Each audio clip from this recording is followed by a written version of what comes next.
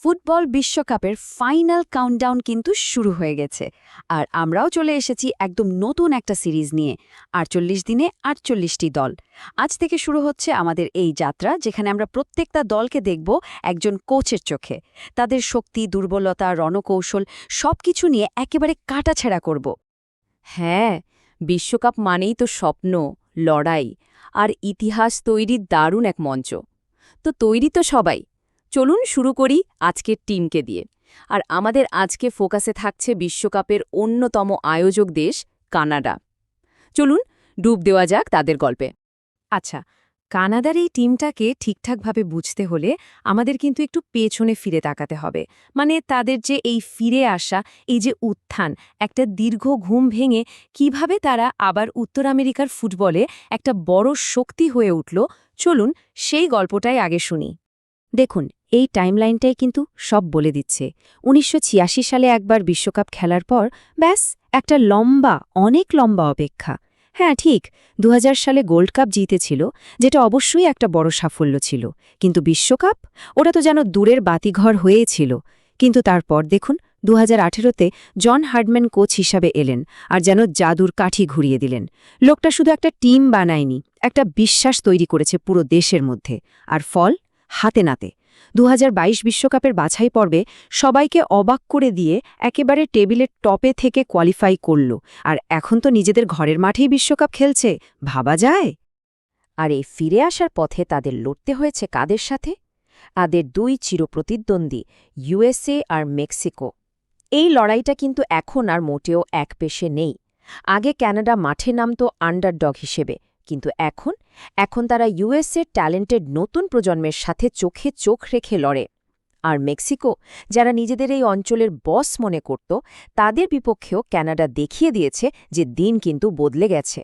এই যে ভয়ডরহীন মানসিকতা, এটাই কিন্তু তাদের আসল শক্তি হয়ে উঠেছে।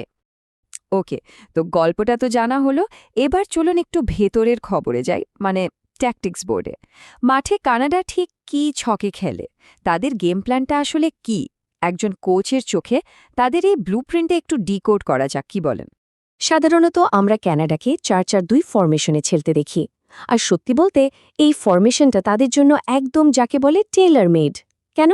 কারণ এটা একদিকে ডিফেন্সকে জমাট রাখে, আবার অন্যদিকে তাদের ঝড়ের বেগের উইঙ্গার আর ওভারল্যাপিং ফুলব্যাকদের আক্রমণে যাওয়ার জন্য একটা হাইওয়ে তৈরি করে দেয়। আর মাঝমাঠ, ওটা হলো দলের engine room. Box to box মিডফিল্ডাররা পুরো মাঠ চষে বেড়ায়, ডিফেন্স আর অ্যাট্যাক দুটোই সামলায়। এই ব্যালেন্সটাই হলো তাদের খেলার মূল মন্ত্র। ফরমেশন তো গেল, কিন্তু তাদের খেলার ফিলসফিটা কি? মূলত ৪টে পিলারের উপর দাঁড়িয়ে আছে ওদের খেলা। ১. ডিফেন্সিভ সলিডিটি, মানে তাদের ডিফেন্স ভাঙা খুবই কঠিন, খুব অর্গানাইজড। ২. হাই টেম্পো প্রেসিং, বল হারালেই ঝাঁপিয়ে পড়ে কেড়ে নেওয়ার জন্য। আর ৩ আর ৪ নম্বর পয়েন্টটা হলো তাদের আসল তুরুপের দাস, দ্রুতগতির ট্রানজিশন আর বিধ্বংসী কাউন্টার অ্যাট্যাক। ডিফেন্স থেকে অ্যাট্যাকে যেতে ওরা কয়েক সেকেন্ড সময় নেয়, আর ওদের প্লেয়ারদের যে গতি, সেটাকে কাজে লাগিয়ে প্রতিপক্ষের ডিফেন্সের পেছনে যে ভয়ঙ্কর হয়ে উঠতে পারে, সেটাই তাদের সবচেয়ে বড় অস্ত্র। তো এত সব পরিকল্পনা, এত ট্যাকটিক্স, মাঠে এগুলোকে সত্যি করে কারা? প্লেয়াররা, তাই না? কানাডার এই জেনারেশনটাকে কিন্তু গোল্ডেন জেনারেশন বলা হচ্ছে, আর এর পেছনে যথেষ্ট কারণও আছে। চলুন দলের সেই তারকাদের সাথে পরিচিত হওয়া যাক, যাদের জন্য প্রতিপক্ষ কোচদের রাতের ঘুম হারাম হয়ে যায়। আর নামটা শুরু করতেই হবে আলফনসো ডেভিসকে দিয়েই। বায়ার্ন মিউনিখের এই ছেলেটা তো একটা রকেট। ওর গতি অবিশ্বাস্য। ওকে লেফট ব্যাকে খেলান বা উইংয়ে, ও একাই একটা ম্যাচ ঘুরিয়ে দেওয়ার ক্ষমতা রাখে।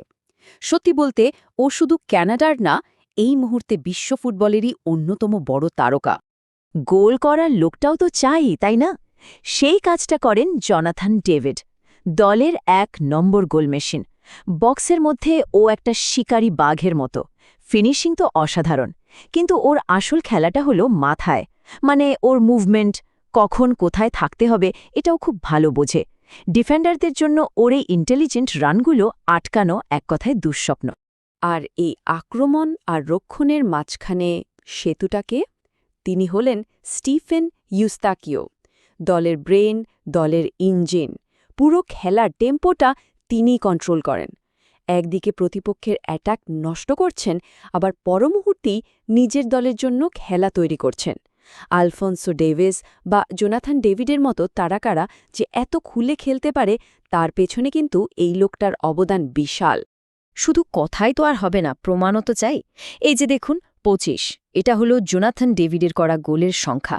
ভাবুন একবার, এই বয়সে জাতীয় দলের হয়ে 25টা গোল করে ফেলেছে।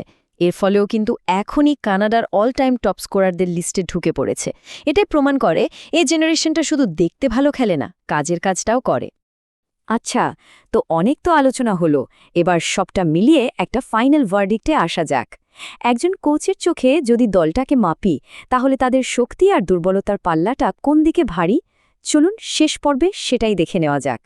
শক্তির কথা বললে সবার আগে আসবে ওদের টিম কেমিস্ট্রি, মানে বোঝাপড়াটা এক কথায় অসাধারণ। সাথে তো অ্যালফোন্সো ডেভিসের মতো ওয়ার্ল্ড ক্লাস ট্যালেন্ট আছে, আর আছে ওই ভয়ঙ্কর কাউন্টার অ্যাট্যাক। কিন্তু মুদ্রার তো আরেকটা পিঠও থাকে, তাই না? দুর্বলতা হলো ওদের বেঞ্চটা খুব একটা শক্তিশালী না। মানে মূল একাদশের কেউ যদি ইনজুরিতে পড়ে, তাহলে ভালো বিকল্পের অভাব আছে। আর বড় টুর্নামেন্টের চাপ সামলানোর অভিজ্ঞতা, সেটাও কিন্তু এই দলের অনেকেরই নেই, যেটা একটা বড় ফ্যাক্টর হতে পারে। তাহলে মিলিয়ন ডলার প্রশ্নটা কি দাঁড়াচ্ছে?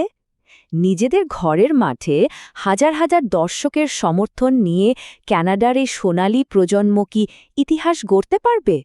তারা কি পারবে দেশের হয়ে প্রথমবারের মতো বিশ্বকাপের নকআউট পর্বে যেতে? প্রতিভা আছে, পরিকল্পনাও আছে, কিন্তু বড় মঞ্চের চাপ সামলে কি তারা জ্বলে উঠতে পারবে? উত্তরটা তো সময়ই দেবে, আর দেবে মাঠের লড়াই। তো আজকের মতো ক্যানাডা নিয়ে আমাদের বিশ্লেষণ এখানেই শেষ। কেমন লাগলো অবশ্যই জানাবেন। এই সিরিজের বাকি দলগুলোর চুলছেরা বিশ্লেষণ দেখতে চাইলে আমাদের ফেসবুক পেজ ফলো করতে ভুলবেন না, আর ইউটিউব চ্যানেলটা তো সাবস্ক্রাইব করে রাখতেই হবে। আমরা কিন্তু ইনস্টাগ্রাম আর টিকটকেও আছি। পরের পর্বে নতুন কোনো দলকে নিয়ে আবার হাজির হব। ততদিন ভালো থাকবেন।